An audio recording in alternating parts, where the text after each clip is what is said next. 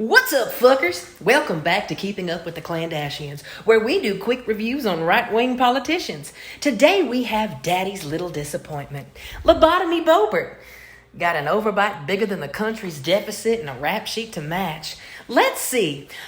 Disorderly conduct, missing multiple court appearances, careless driving and operating an unsafe vehicle, a 2 dogs at large charge, fleeing law enforcement, and we don't even have time for the rest. She's wicked. But there's no need to burn her at the stake. She burns at the crotch.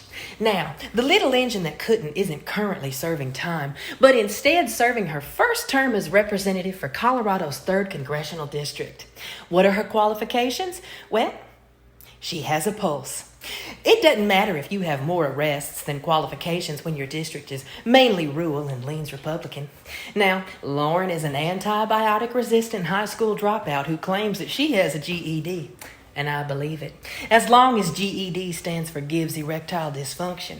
But even with a face that makes men as limp as my wrists, she still found love. Lauren got tired of living life like a Kleenex where everyone blows in you and then tosses you out, so she decided to settle down. Now, what do you say when the man you love exposes himself to young girls in a downtown bowling alley? Well, Lauren says, till death do us part. Lauren and her big dumb husband are gun-crazed homosexuals, and they almost always have their guns on them. He has his piece, and she has her piece.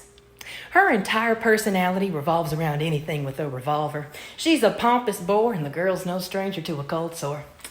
Honestly, I don't even know if she has herpes. I'm just talking out of my ass, which is exactly what our taxpayer dollars pay her to do every day. I wouldn't be surprised if her primary care physician sticks their finger in her mouth for a rectal exam, which I'm sure is a nice change from her foot that's usually in there.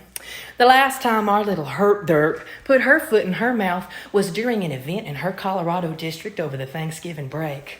The ugly spouse on the prairie told her supporters that an encounter with Ilhan Omar was not her first jihad squad moment.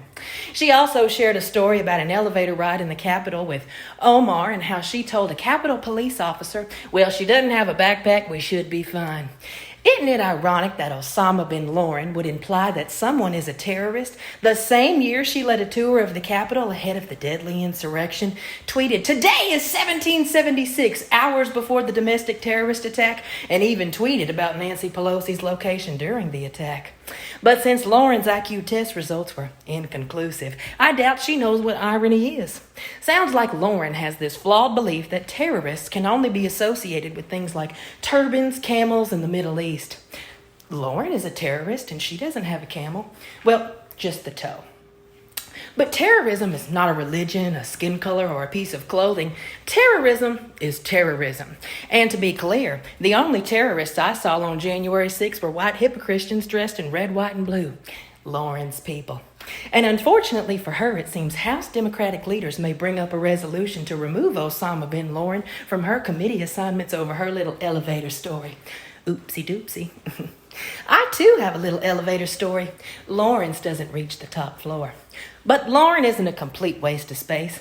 I guess we really should be thanking her father for skipping out on all those dance recitals.